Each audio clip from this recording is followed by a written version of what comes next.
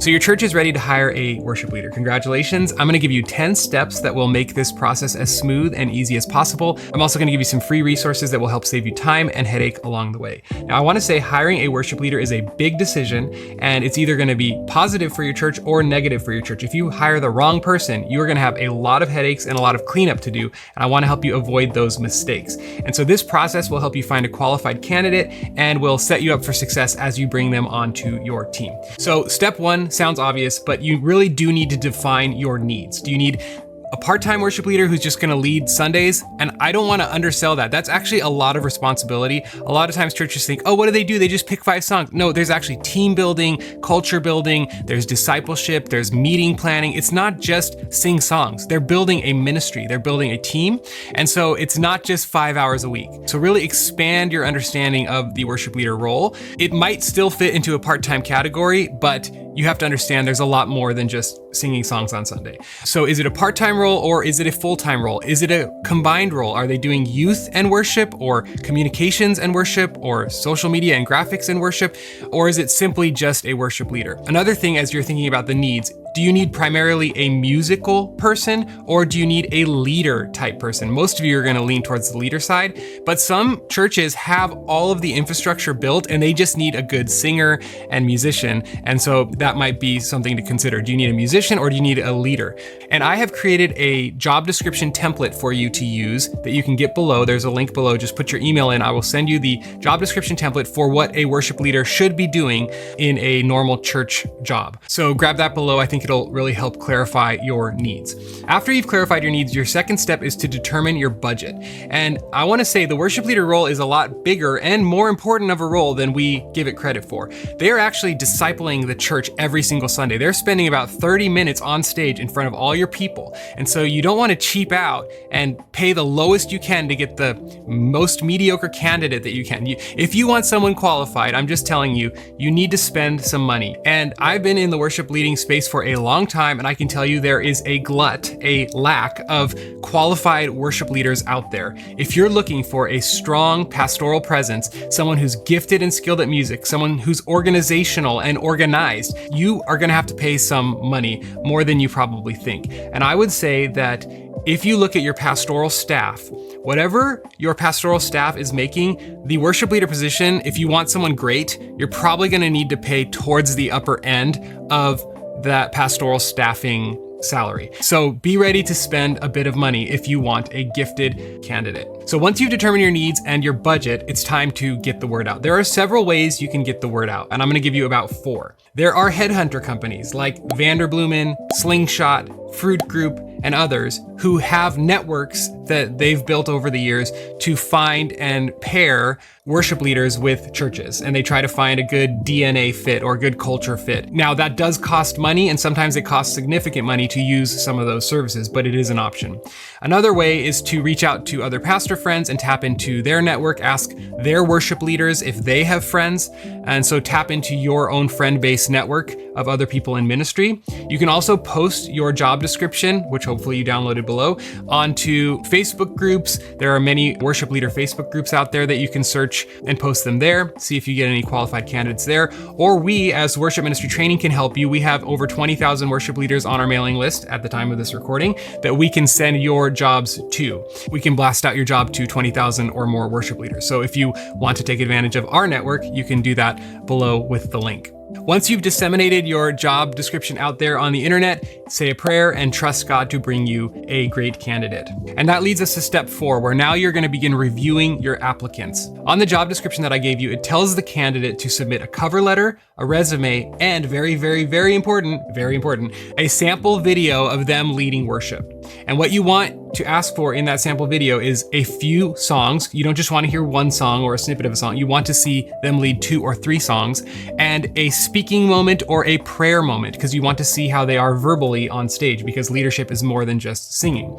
So as these applications come in, you're going to start reviewing these videos and cover letters. Now, I want to give you a tip. You're going to be tempted to watch the videos first, but the problem with that is you might be wowed by someone's talent, and then you'll overlook some major gaps in their work experience or their theology or whatever, because you're going to be like, oh my gosh, they're so good. They're going to bring so much to the table, but they're lacking like experience or things that actually matter in the long run. So I would say start by reading so you're not biased, and find candidates that seem like a good match on paper, and then go to the videos and see how they do in the actual musical leadership side of it. If you find a candidate that you really like, go to their church's website or their YouTube or Facebook and try to find other live streams of them leading and watch some of those recordings so you can get a better feel for their leadership style. Because obviously if they're sending a video, they're choosing the very best performance or songs that they've led. And so go to their live stream and do a little bit of sleuthing and spying and see how they are over the long haul. And I have 2 key factors that you should be looking for as you're reviewing their performance and their videos. Number 1 is humility, and number 2 is excellence. I want you to ask as you're watching the videos, does this person seem to want the attention for themselves? Are they a little bit peacocky? Or are they genuinely more concerned about the congregation's experience and the congregation encountering the Lord? Are they trying to get the attention for themselves, or are they a pass-through for the Lord? You can kind of get a sense for a person, how they hold themselves on stage, what they say, how they sing, how they move their head. All of that is indicative of whether or not they're trying to get a little bit of the limelight for themselves. So you want to look for humility, and then you also want to look for excellence. Are they able to perform the songs and do so with undistracting excellence? Are they able to encourage engagement through skillful execution of music? So humility and excellence. There's a lot more to a good candidate, but at least those 2 should be considered as you review the videos. After you've reviewed the candidates, if you find 1 or 2 that you like, step 5 is to send a theological and cultural survey to the best candidates. You want to make sure that this person is actually a good match long-term for your church's culture and theology. So the questions in this survey, and you can use Google Forms or you can just use a Word doc and send it to them, but the questions that are important are the key theological distinctives of your church. Lean into those and see where they land on those topics. Find out what they're like as a person to work with, what their work style is like. Are they organized? Are they relational? Are they task-driven? Find out what they're like to work with, and then ask questions that help you see if they'd be a good fit for your current staff team culture. And give them a deadline of 7 days to get this back to you. And some worship leaders might disqualify themselves by being unresponsive or providing incomplete answers or answers with a lot of typos because they're not detail-oriented, or just failing to meet the deadline of 7 days. And I would encourage you to be attentive, take note of their attention to detail and their excellence in their communication with you during this process. Because if they're already failing to meet your standards when they're in the phase of trying to make the best first impression possible, then just imagine how bad they're going to be when they actually join the team and they get a little bit lazy. So if they can't be excellent up front in this very important process, then they're not going to be excellent long-term either. And so don't compromise if you have somebody who is just really not showing initiative or drive or interest or excellence in the way that you desire. Save yourself a lot of heartache and let the catch go. Just let the fish swim away. You don't need that headache on your team. It's going to cause a lot of heartache for your church if you bring them on and have to let them go. So that's step 5. Really find out if they're a good fit for your team. Step 6 then is to actually begin interviewing them. And I would encourage you to do some virtual interviews. Zoom is really great because a phone call is okay, but when you're looking at the person, you really get a sense for them. So schedule a Zoom call and review some of the questions from their questionnaire. You can explore any other areas you feel are important, and also give them time to ask questions about the church, the role, the staff team, the community if they're not from the area. So you should also give them some time to ask questions as well. It's a two-way conversation. You want to make sure both parties feel good about things. And if that first interview does go well, schedule a second Zoom interview that includes other key staff members to see how they feel about the candidate. And if they feel good about it, then we're going to move to step 7, which is to bring out the candidate to lead worship. This is a very important step, and I want to give you some detail about this. You need to be very intentional about step 7 because you want to get the most out of this time investment and money investment of bringing them to your church. There are a few things I want to say. Number 1, you should invite the candidate and their family, if they have one, out to your church to lead worship. And before they come to lead worship, you need to do 2 things. One is put them in touch with the tech director or production director if your church has one, because they need to iron out all of the production details. Like, when do you need the songs by? Here are the order of the songs. Here are the orders of verse, chorus, bridge, so that the lyrics are correct. What kind of tech do you need me to bring? Do you have a direct box? All these questions that they need answered, they need to show up prepared. So you need to put them in touch with the tech director or the production director, whoever that might be at your church. The second group of people you need to connect them with before they arrive is the band. So you probably should email the band and the worship leader on one thread and say, hey everybody, so-and-so is coming to lead worship with us, and they're going to be communicating with you about rehearsal times and songs and all that sort of stuff. So make sure you connect those two groups before the worship leader arrives. And then you really want to be available to answer as many questions as possible and give as many details as possible so you can really set them up for success. Here's what happens when they arrive. When they arrive, you want to be so hospitable to them. You want to make them feel like, not like kings and queens, but you want to make them feel really welcomed and loved. You want to make a good first impression because they might be moving their family across the country to come lead at your church. So put them and their family up in a nice hotel if they're traveling from out of town. Take them out to a nice dinner. Maybe take them to a beautiful spot in your town and show them around, and just make them feel like you're a great host. I would say definitely compensate them for leading worship that weekend. So this is going to take an investment on your part financially. Compensate them at least minimum $250, at least. It could be up to $1,000 depending on your context. So be extra hospitable and extra generous. As you bring them into rehearsal, introduce them to all of the band and the tech team so that they feel comfortable, and then maybe get out of their hair so that they don't feel like you're staring at them and judging them while they rehearse. Because it might be rough. Honestly, it's the first time they've ever played with this band. And you have to keep that in mind too. It's the first time they've ever played with these musicians. It takes time to bond musically with people and know what the other person's going to do. So it might not be a slam dunk the first time. I mean, hopefully it is, but it might not. So just be aware of that as well. If you're not a musical pastor watching this, you have to understand that it takes time to bond musically, and especially don't sit there during rehearsal and judge them in a rehearsal. I would hate that if you were doing that to me. So get out of the way, let them do their thing. And then last thing I'll say about step 7 is make sure to spend time with them and their family in different settings. Around groups of people, alone, in a formal setting, in an informal setting. Try to get a feel for them and their family as people. Introduce them to different key staff on the team, etc., etc. And while it is important to spend a lot of time with them, I do want to encourage you to give them some alone time as a family so that they can talk and pray and debrief, and maybe they can wander around the town and get a sense for the area themselves without, feeling like you're breathing down their neck. So give them some space as well so they can have some transparent conversations with one another.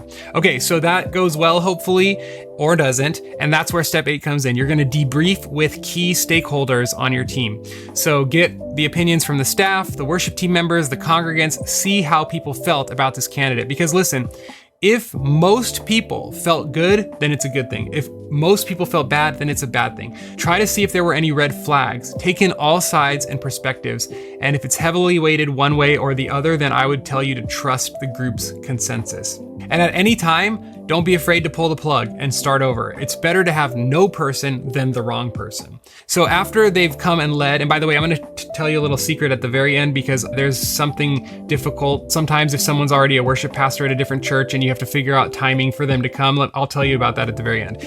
But if they came and led and it feels good, call their references. Step 9, do not skip step 9, call references. The church that I work at had a pretty big disaster in the past because they didn't call references for someone they were hiring, a very key role. And yeah, that led to huge headaches, heartaches, and a lot worse. And so definitely call references to find out the candidate's work ethic and character. Like long-term, what are they like to work with? They might make a great first impression, but how are they as an actual employee long-term? I will say this, you want to dialogue about the candidate with this because they might not have told their current church that they're looking for something else, and you don't want to put them in danger or jeopardize their current employment. So you're going to have to talk with them about this and either decide when is a good time to approach their current church, or you're going to have to call previous employers, even if it's not at a church. So you might not be able to talk to the senior pastor at their current church because that blows up their current job. So you'll have to dialogue with the worship leader candidate about the best way to call their references. Once you've called your references and you feel good about it, you could have them come back out and lead again, or you might already know that it's time for the final step, step 10, to present the official job offer. So you're going to have to negotiate with the candidate about salary, benefits, job role and responsibilities, cost of moving shipping reimbursements, that's a part of it too, and write out a formal offer. And if they accept it, congratulations, you just hired your newest key team member. And now comes the hard and important work of onboarding them into the team, into the family, introducing them. We can do a whole other video about that in the future if you're interested. But I do want to give a final note, and that has to do with this idea of if they're working at a church, they might not be able to get away on a Sunday to come to lead at your church. Or if they do, they're gonna have to lie and say they're on vacation. So you can get around this by having them come and lead at different contexts. For example, the first time I led at my church that hired me is I came to lead at a men's retreat on a Friday, Saturday, and I left on Sunday to be back at my church. So maybe you do that, or maybe you invite them for a midweek young adults program, but it might not be possible for them to come on a Sunday. So just be aware of that and try to be creative about how you get them there. Now, I know I kept this a bit broad because every circumstance is going to be different, but this is the general overview of a great hiring process. And again, I want to encourage you to grab those job descriptions below. And we do also offer coaching services for churches who are struggling with the hiring process. So if you'd like us to help partner with you and coach you through the process, please reach out. You can reach us at worshipministrytraining.com/contact. And lastly, if you'd like us to blast out your job to 20,000 worship leaders or so, we can do that for you. Just click the link below that is labeled correctly. And we look forward to getting the word out about your job. And we pray God leads you to the right worship leader. God bless you. My name's Alex from Worship Ministry Training. Have a great day.